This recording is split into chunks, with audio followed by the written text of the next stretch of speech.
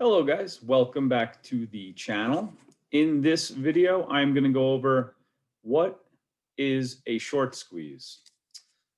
Okay, and why are they important to know about when they're happening and how we can profit on squeezing out all those bearish shorts. Okay, let's get in here. I'm going to share my screen with you guys. Just give me 1 second. All right, X that out. Okay. So here we go. Now, I just pulled up 2 examples from the trading week this past week. The first ticker we're going to look at is GameStop. I'm sure that you've all heard of this huge short squeeze that happened. I think it was, I don't know, last Tuesday, Monday, Wednesday, I don't know, one of those days. But anyway, the stock opened up at $20. By noon, it was trading at $38.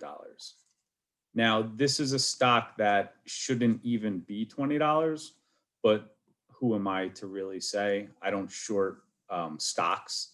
I'll short the S&P futures market, but just for quick scalp trades. The reason why I think shorting is very, very dangerous is because when you have what happened with GameStop, okay.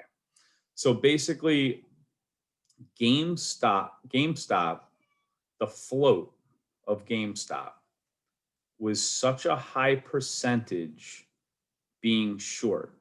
Okay, that basically means that a majority of the shares were short. Okay, everybody and their mothers, their grandmothers, their children's mothers, their kids, everybody on the planet was shorting this stock. Okay, everybody was bearish on it. My 2 little girls were shorting this stock. Okay, so that's just a joke, but anyway, a dumb joke. Everybody is shorting something. If it ever got good news or some buying came in like this, okay, what happens is it squeezes the shorts out. All right, so when you're, I'll do this for basically a beginner quick lesson. When you're shorting a stock, you're first selling the shares, okay? And you're hoping that it's going to go down in price, which when it goes down in price, you'll buy the shares. So it's just the opposite. Okay, when we buy shares, we want to then sell them higher. When you short it, you want to first sell the share and then cover it at a lower price, but you're actually buying it. So instead of selling the stock after a profit, you're buying the stock after a profit. The only problem with that is when this happens, like you wake up in the morning and you see, holy crap, what just happened? Why am I down all this money from the day before? Look at what has been going on. By 10 o'clock in the morning, the stock was up to $25. So you're now, if you shorted this the day before, now you're getting caught in a short squeeze, which means you can only hold on for so long. Okay. When you short a stock, you're doing it on margin. You need margin to protect the actual broker from the broker having to pay for it. So what happens is you might get a margin call. I'm sure you may have heard those terms before, and they'll liquidate they'll sell off without even, you'll get the call. Listen, if you don't put this amount of money in by tomorrow, we're just taking the position off and we're going to just have to collect the money from you. So basically a short squeeze is when something's going up and you have people shorting it, they're covering their position, which means they're even making more buys. So you get good buying from good news, right? And then you also get double buying from the people that are covering their shorts, which means you get a move like that. Now, GameStop has no business being traded up at $38 a share, but it just goes to show you in a crazy market with crazy short squeeze, what it could do to a stock price.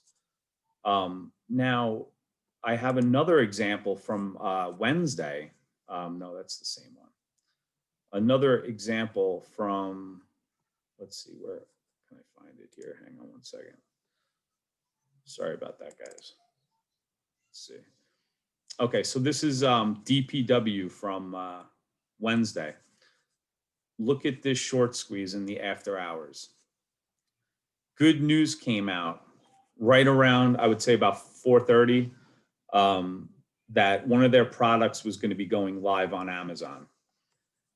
During the day, this is another stock that has a big percentage of its float, the float being the amount of shares outstanding that me and you can actually purchase, that institutions don't own, okay? That's what the float is. It's the available shares that we can trade on a daily basis that is not currently tied up with big institutions that own blocks of shares. So when you have people that shorted it during the day, you open up the laptop in the afternoon, you want to see what is going on with your stock, and all of a sudden you get good news and you get buying, and then you get double buying by people covering their short position. This is why shorting stocks, there's some people on YouTube where that's their main strategy. I think it's highly, highly, highly risky because you're doing it on margin, and you could actually lose your entire account in a matter of a couple hours if the stock goes against you. Whereas if you buy long, you're just basically losing where, you either have your, stop set, or I'm not saying you're not going to set a stop when you short it, but you're not going to lose more than what you have in your account if you go long. You can only lose what you bought, what you put in. You buy 100 shares or something, that's all you can lose. When you short it, the loss can be unlimited. So be really, really careful if you ever try to do that strategy. And I never would recommend doing that. While it might work for some people, it's just a little too risky because you never know when something like this can squeeze you out. So this was at $4, traded up to almost $7 in a matter of an hour and a half. And this is where people just had to cover. They had to cover because their accounts were just being emptied. So basically that's what a short squeeze is. When a large percentage, it doesn't even have to be a large percentage, but with GameStop, that's exactly what happened. The float had a huge percentage of people shorting that stock, and you got some buying pressure in there, and it just caused it to, as I showed you, it just caused it to absolutely just rip up. So, all right, guys, if you guys enjoyed this video, I hope that I explained it clear enough what a short squeeze was, and why I never recommend shorting stocks. And because you could actually lose more than what's in your account, and you can get a margin call. You can get a margin call if you trade going the long way, but that's if you leverage yourself, which I also never recommend buying on leverage, which means, some places will give you 2 to 4 to 5 times what's in your account, where, you can buy more shares than you actually have the money for. But I never recommend doing that either because it's just super risky.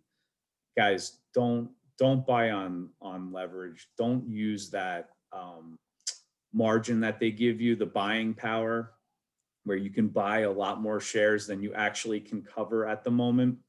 I think that that's also really risky, and I just don't recommend it. I mean, you guys can do whatever you want, obviously, but I'm just here to just try to help you guys and lead you down a good path in the future. So anyway, I hope you guys liked the video. If you did, hit the like button. If you're new, subscribe. And yeah, that's about it. I'll see you guys on the next video. All right, everybody take care. Enjoy.